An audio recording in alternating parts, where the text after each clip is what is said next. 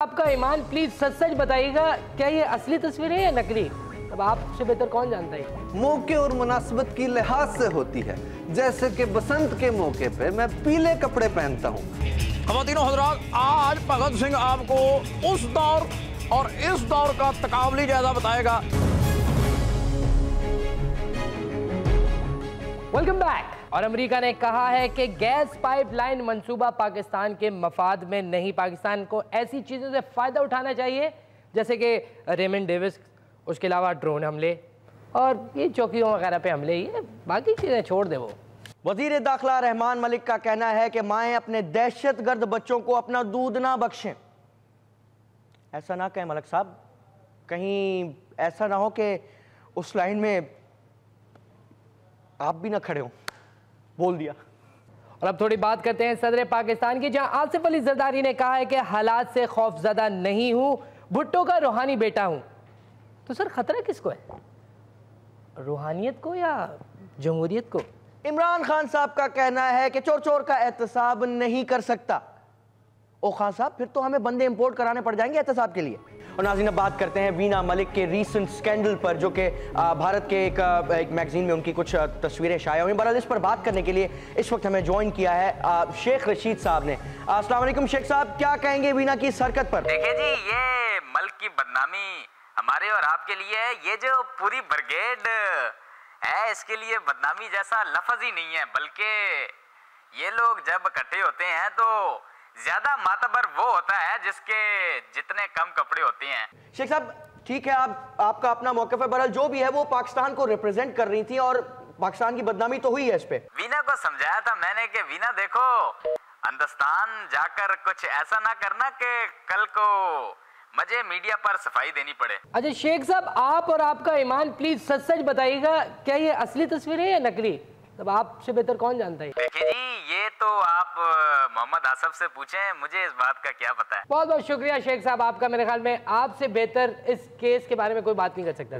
बिल्कुल। और lady doctor फिरदौस आशिक अवान ने कहा है कि पाकिस्तान पीपल्स पार्टी ने शख्सियात को नहीं बल्कि इदारों को मजबूत किया है, और आजकल हम PIA को मजबूत कर रहे हैं, इंशाल्लाह बहुत मजबूत कर देंगे हम इसको। वजीर इत्तलात और लेडी डॉक्टर फिरदौस आशिक अवान का कहना है कि मुल्की सलामती पर कोई दबाव बर्दाश्त नहीं करेंगे।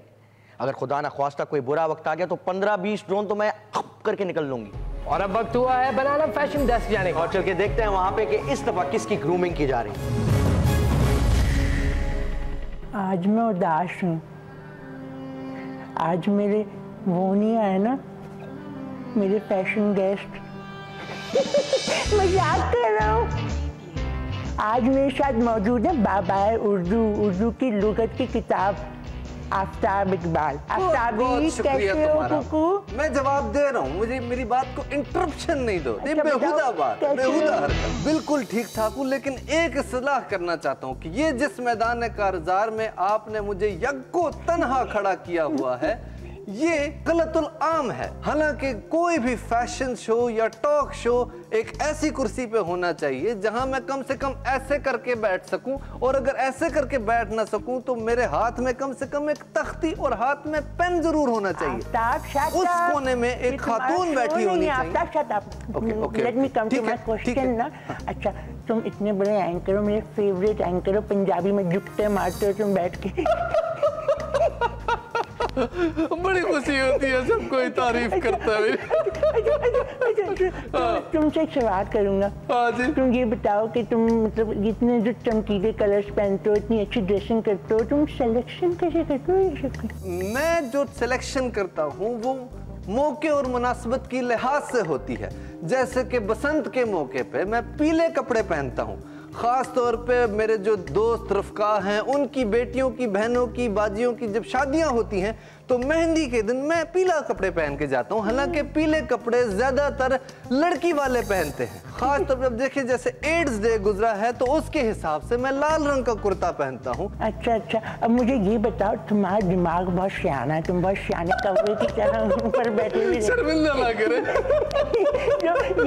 ये बताओ कि तुम इतनी तारीफें, इतनी ज्यादा तारीफें कैसे याद कर लेते हो? मैं जब छोटा था तो अब्बू मुझे जबरदस्ती किताबें पढ़ाया करते थे, बल्कि बाज़ औक़ात में किताबों का नशा करता था। जिस तरह बाज़ लोगों को मुख्तलिफ किस्म के नशे लग जाते हैं, वो सारी जो किताबों के अल्फाज थे अब वो मुझे अज़बर है, अज़बर है मुझे वो सारे अज़बर है मुझे ये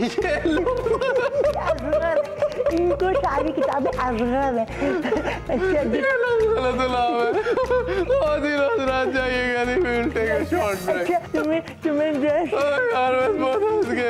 आपका बहुत शुक्रिया, आपसे बहुत सीखने को मिला। नेक्स्ट टाइम मैं आप लोग के साथ फिर रहूँगा। मोशन सेट को डाले दीजिए।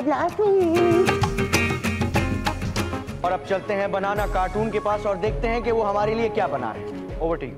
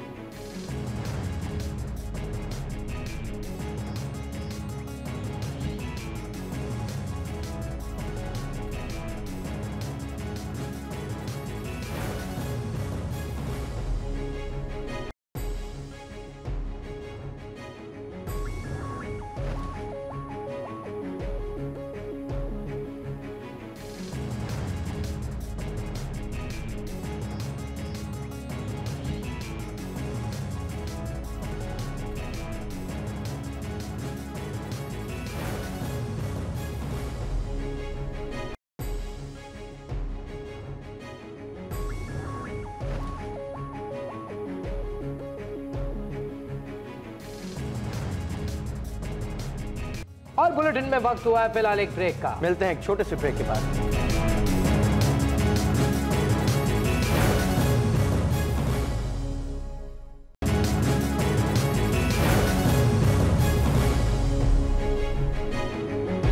और गुज़िश्ता और हालिया दौर का तकाबली जायजा लेने के लिए चलते हैं भगत सिंह के पास और देखते हैं उनकी ये स्पेशल रिपोर्ट।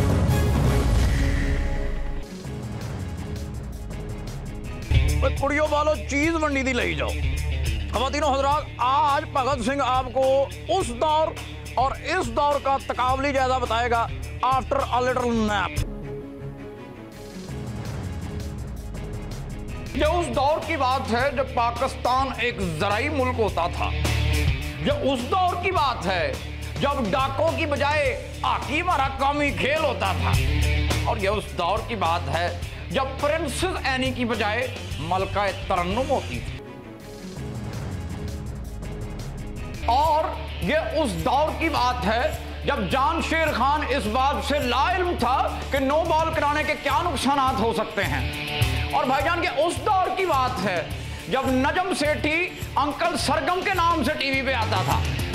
और ये उस दौर की बात है जब उमर शरीफ की बजाय नीलाम घर में तारक अजीज दो औरतों के साथ आता था। और ये उस दौर की बात है जब इस स्विच में लाइट आती थी। और ये उस दौर की बात है मेरे भाई कि जब समीउल्लाह से कलीमुल्लाह तक का सफर ट्रेन चंद सातों में तय करती थी। और जब बड़े बूढ़े बिजली जाने को अच्छा शगुन मानते थे।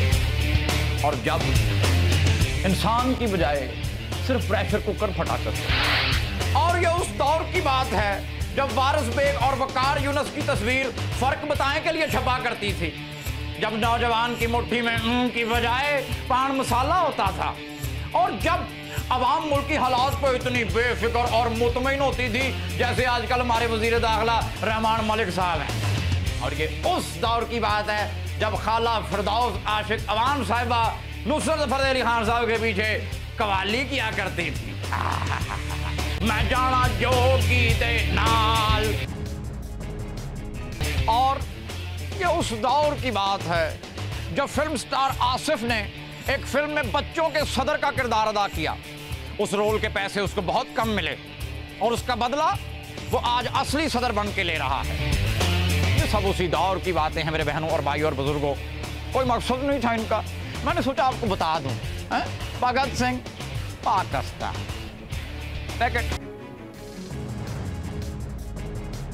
और खबरों के सिलसिले को यहीं पे रोकेंगे और चलेंगे बनाना स्पोर्ट्स डेस्क। जी हाँ, बनाना आई में आप देख सकेंगे मिर्जा इकबाल बेग का तजिया।